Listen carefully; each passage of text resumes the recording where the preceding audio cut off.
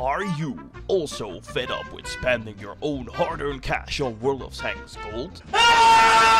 Then make sure to go to the Google Play Store right now and download free gold for tanks and start earning free gold and premium tanks for World of Tanks. And also don't forget to use the code 5FHFM for a very tasty 10 gold bonus. So, you completely fell in love with the recently revamped Frontline game mode in World of Tanks, but you simply can't seem to perform as good as some other players. This has mainly to do with skill and practice, of course, but did you know that the vehicles that you drive on the frontline battlefield also make a huge difference in the outcome of your games? But what are those particular vehicles and why are they better than the others? Well, if you're wondering just that, then you've clicked on the right video, because in today's top 5 video, I'm gonna be covering the top 5 best tanks that you can use in World of Tanks' frontline game mode. So before the video is going to start, I just quickly want to mention that each and every vehicle listed in this video is going to be from the premium class. But that is, I guess, the way World of Tanks is right now. So I guess you're probably used to premium tanks being better than regular ones nowadays anyways. So just so you know, I'm in no way paid to promote premium tanks or anything. It's just sadly the way the game works right now. And I just want to provide you with a list as accurate as possible. So please consider that before calling me out for a bunch of things in the comment section down below. So now with that all out of the way, let's dive straight into these frontline monsters. So, starting off with the number 5 position, where we have the Panar EBR-75.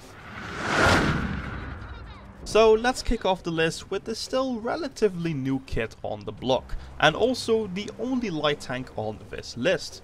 But why is the EBR-75 out of all the other tier 8 lights the best? Well, this hasn't got to do with the EBR-75's spotting capabilities, since we all know that isn't particularly a strong point of this vehicle. But what is it that makes the EBR-75 stand out and makes it beat every other tier 8 light tank? Well, that's simply based off its ridiculous best-in-class speed and devastating 350 potential clip damage capability, which it can dish out in just 1.5 seconds. This means that you can simply use your ridiculous speed at the start of the battle to get to advantageous positions on the map first, in order to get your technically 350 alpha damage gun to work from angles where most opponents won't expect it from. And it can also keep its DPM up quite well with only a 9.5 second clip reload with 100% crew, which means that your DPM capabilities are close to most of the tier 8 mediums, while still benefiting from insane speed and not to forget light tank camo abilities. So especially with a very skilled crew, the EBR-75 can be a hell of an annoying tank to face in the frontline battlefield when played right, of course. And that is why the Panar EBR-75 rightfully claims the number 5 spot on this list. So, moving on to the number 4 spot, where we have a well-known tank which has made an appearance on pretty much every top 5 list I made, containing words like OP and best. It's of course the Object 252U Defender. And now you might be wondering right away, what? Why is the Defender only listed at the number 4 spot on this list? Why not any higher? Well, this has mainly to do with the map Frontline is based on, since as harsh as it sounds, heavy tanks are overall not as effective on this map as other tank types in my opinion. And this mainly has to do with the map's layout and elevated positions, which overall gives a slight advantage to fast and maneuverable tanks with decent gun depression, since they can use their speed advantage to reach those positions on the map first, to then set up ambushes for later arriving heavy tanks. But that doesn't mean that the Defender or heavy tanks in general are bad for frontlines, since to be fair, it's still a Defender. And I'm not gonna cover its pros, its con and all that stuff again in this video, since I've done that numerous of times in my other top 5 lists. To sum it up, it's basically more of a tier 9 vehicle rather than a tier 8 in my opinion. So yeah, if driving around in a tier 9 vehicle with a tier 8 disguise isn't a good enough reason to put the Defender on this list, then I don't really know what is. Which basically makes the Defender a perfect number 4 spot on this list. So moving on to the number 3 position on this list, where we have a closer relative of the defender, but with a special exclusively Russian trick up its sleeve. It's of course no other than the IS-3A. So again, why is the IS-3A only listed at the number 3 spot? Well, this is because of the exact same reason why the Defender got only listed at the number 4 spot. But why is the IS-3A listed higher than the Defender though? Well, this mainly has to do with the IS-3A's unique 122mm Russian reverse auto-loading gun, which allows you to simply keep spamming your auto-loading 122mm gun with the best reload possible.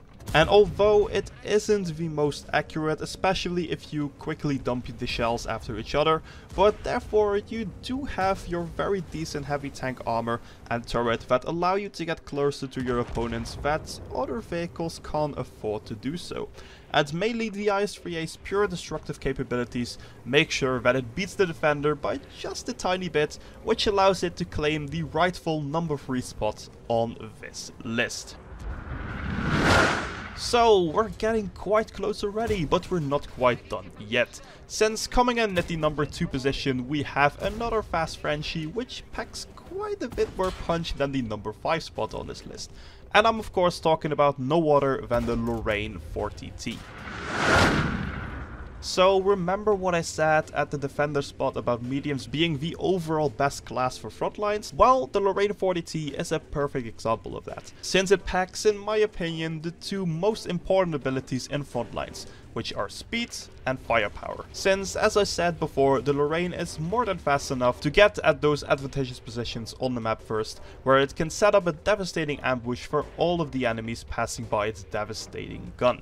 Since, believe it or not, the Lorraine's 100mm autoloading gun is actually one of the most dangerous guns on any tier 8 medium tank, since a clip potential of 1200 damage per clip can in most cases evaporate everything you're gonna meet on the frontline battlefield that is on 80% HP or less. And that ability to simply eliminate all the crippled targets in combination with its mobility is what makes the Lorraine 40T so damn good in frontlines, if you can cope with the relatively high skill cap the Lorraine has, of course.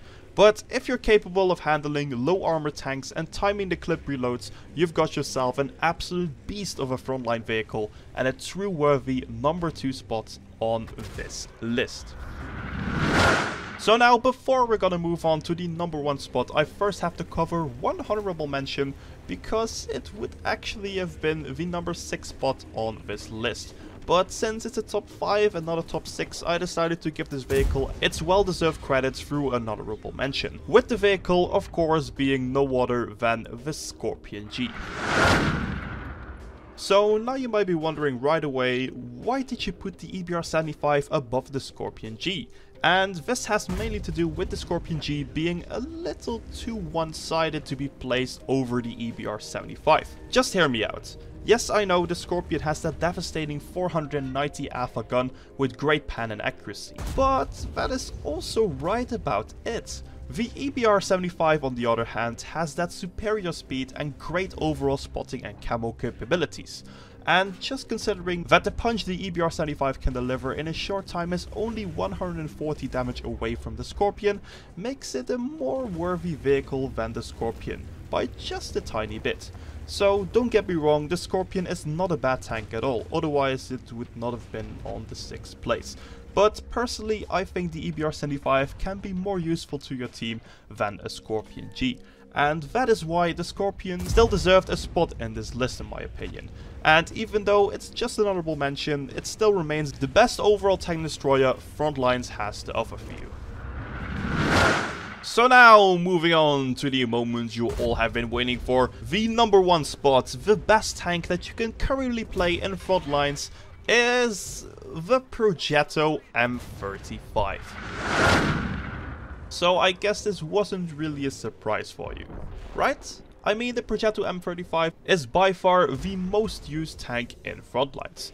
And definitely not without any reason, since in my opinion the Progetto M35 is by far the most complete and versatile tank that you can possibly play in Frontlines, since it simply has it all. It's a medium tank, it's fast enough to get to advantageous positions early in game and to actually use it effectively with its great gun depression. And most importantly, it has that infamous Italian auto reloading system, which is perfect for sending crippled enemies on 50% HP or less straight back to the garage with its 720 potential clip damage. Or if you get yourself in a battle with a real autoloader, then you can simply keep firing your gun shot by shot after you've emptied your clip to keep damaging and eventually killing the enemy autoloader before it manages to fully reload its clip again to finally finish you off. And that insane level of flexibility is the main reason why the Progetto M35 is, at least in my opinion, the best tank that you can possibly use in Frontlines. So guys, unfortunately that was all for this top 5 list, so I hope you enjoyed this little top 5 list. So if you actually did or found it useful, then make sure to smash a like, subscribe and hit the bell so you will get notified about all my future content. And also make sure to let me know in the comments down below what your thoughts are about this list. Did you agree with me or would you have done something different? Anyways, make sure to let me know since I'm always curious on your opinions as well. But for now, all that's left for me to say is, as always, have an awesome day and I'll catch you guys later. Jack it up.